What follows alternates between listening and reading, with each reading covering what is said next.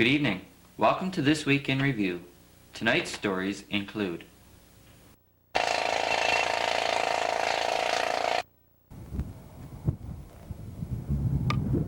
what happened in the ski club and what ski club is really all about.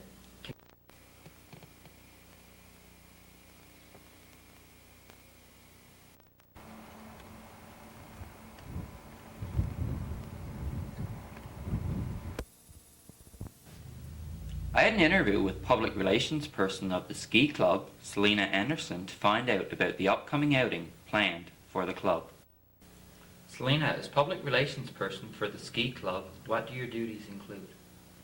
Well, mainly I'm there to inform the public if what's going to happen, like just keep them on track, just tell them what ski club's is doing and stuff like that. Okay, can anyone join the ski club? Anyone can join. It's a community-based club, and all ages, like from elementary school up to the high school, or just anybody older can join. Do you have any outings planned for the near future? We're going to Cornerbrook and Stephenville on 22nd and 23rd, and we're going in for the provincial championships, and we will have race teams. Okay, do you have any local? We're planning on going in Peter Strides and Woodhill and well, our own ski trail when the snow gets down. Okay, if we get any snow. If we get any snow. Okay, how many people will be going to this outing to Cornerbrook and Stephenville? 44 people will be going. That's besides the 4 chaperones and the bus driver. How many members do you have in your ski club altogether? Right now we have around 70, but I don't think 70 are committed. Okay, how will you be deciding who gets to go on the trip? Well, first of all, we got to take the race team. We'll organize that later on. We haven't got our race team picked out yet. But we will take the race team, and the second is based on merits, like people who have contributed to extra ski club activities, like trail volunteers and workers, and like the members will more likely go. And there's also a draw. We'll divide what's left from the executive and the other merit people in proportion to demand from the high school and the elementary school. We'll divide it equally. Okay, how much is this trip going to cost the ski club? This trip costs around $1,700. Okay, will there be any cost to the individual ski club members? Yes, you gotta pay $25 for your meals, and you gotta take your own spending money, but everything else is paid for. Okay, do you have any fundraisers planned for the future? Yeah, we're planning on having 2 dances, one for preteens and one for teenage, but we haven't set the date yet. Okay, and I think you have a bingo scheduled for February? Yeah, I think somewhere around the 18th. Okay, does your ski club meet on a regular basis? Well, we just started it not real long ago, so we have one planned for Thursday, February 13th, and we're planning on having one every 2 weeks. Okay, will you be having a regular, more social get-together as a club? Yeah, we're planning on having one in once a month. What are the rules for your local ski trail? The only thing we have a problem with our ski trail is skidoos. Last year's skidoos was going all over the trail with skiers on it, and it can cause an accident. So is the ski trail open to the public, or is it just for the use of the ski club? No, it's open to the public. It's just mainly for the ski club, but if anybody wants to go there, sure, no problem, right? Okay, so is there anything else you'd like to add? No, I just like to thank BBS for letting me come here and inform the public a little more on the ski club. Okay, well thanks for talking to us. Thank you. Anyone interested in cross-country skiing but has not joined the ski club should keep in mind that it is not too late to do so. Parsons Trucking are busy with site preparations for the new healthcare facility. Since last week, they have brought in several more pieces of equipment.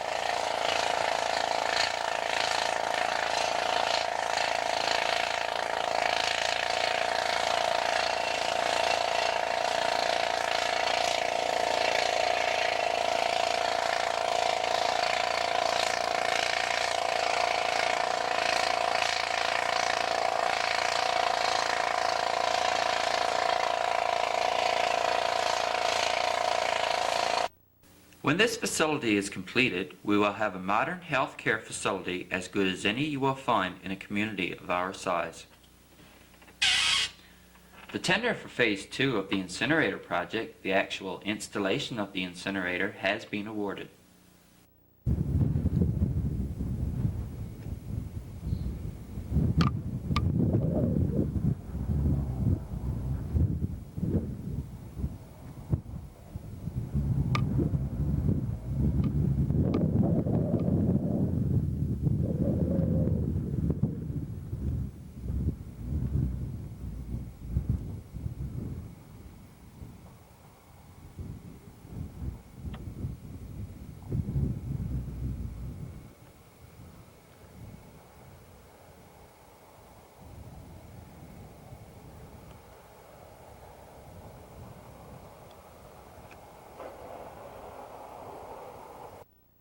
Tomorrow will mark the start of midterm examinations for students at St. John Central High.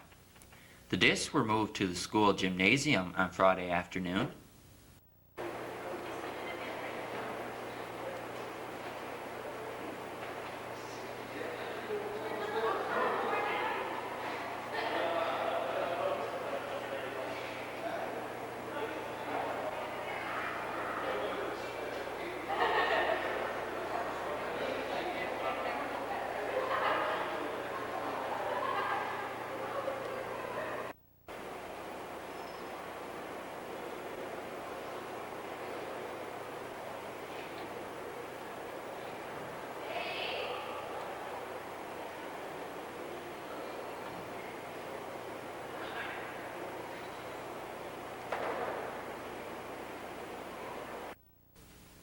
On Saturday, the minor hockey players competed against their parents in a hockey game.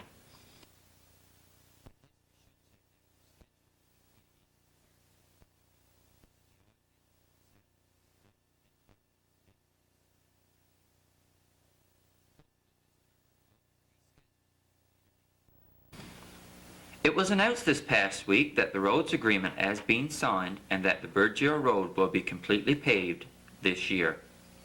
I contacted our member, the Honorable David Gilbert, to find out more concerning this matter.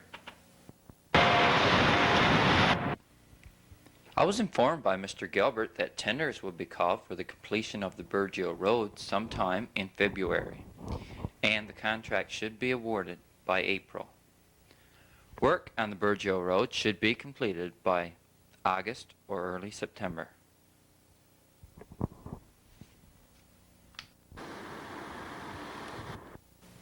The Burgeo Road opened in the late 1970s, and now in 1992 we will finally see it completed.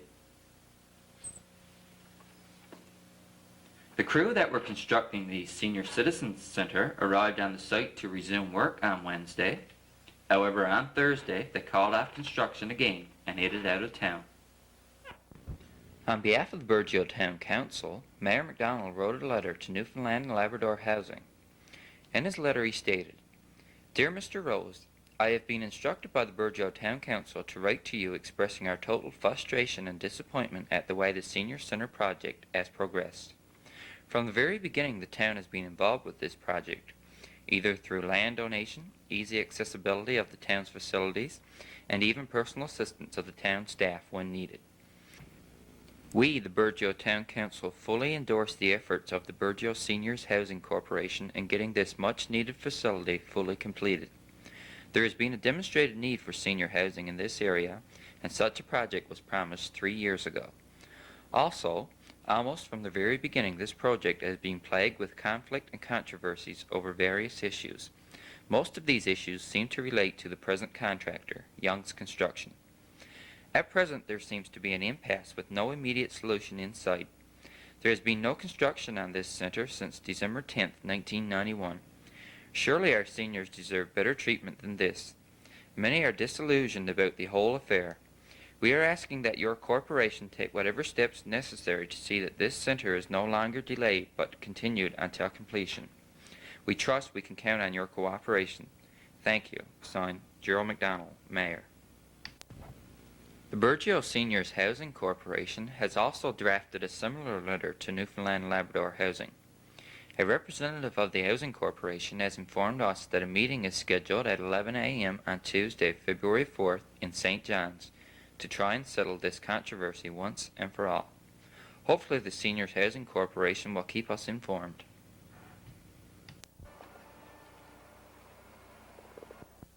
If some action is not taken in the near future, the money allotted for this project will be gone with nothing to show for it. There was no story time on Saturday morning. However, we are expecting to have our story time up and running by Saturday coming, February the 8th. This is our story time set. It's nearing completion now. We only have a few minor things left to do with it. And hopefully by Saturday we will have our first story time from our studio ready to air. We have one small problem. We do not have a host for this program as of yet. So if you would like to host this program or find out more about what's involved, please do not hesitate to contact me. We're also getting most of the details worked out for another program which will be done on this background to my left, but can't see it yet. This program will hopefully be aired for the first time around the middle of February. We think you'll really enjoy this program, but we're not going to tell you what it is just yet.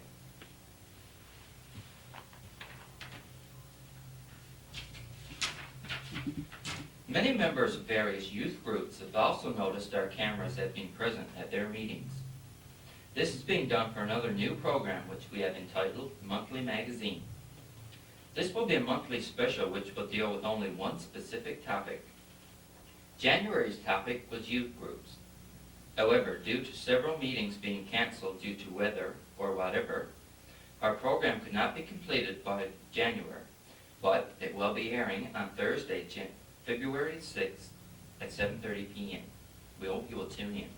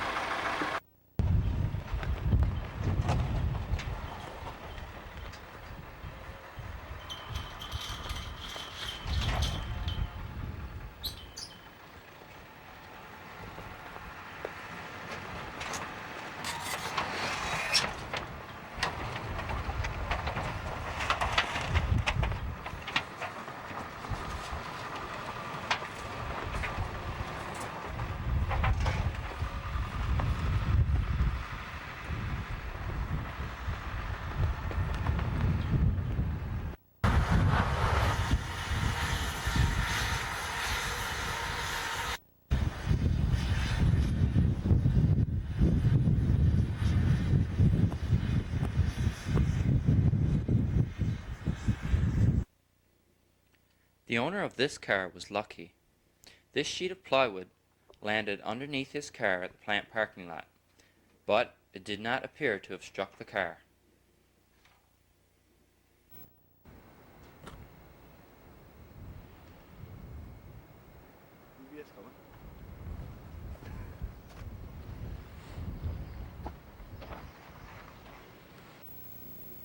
The front windshield of this truck owned by Parsons Trucking was obviously struck by some sort of debris. A lot of siding was stripped off of one side of Pro Hardware. Siding was also stripped off of the fire hall, as well as a number of other buildings around town.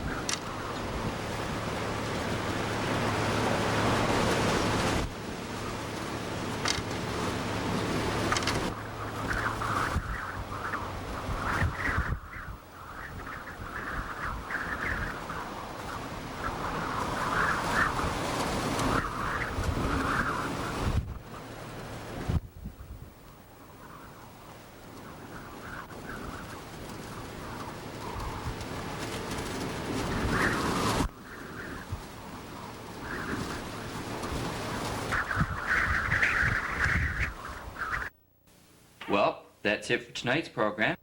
On behalf of BBS and the BBS volunteers, I'm Dave Cooper. Have a great week. Good night.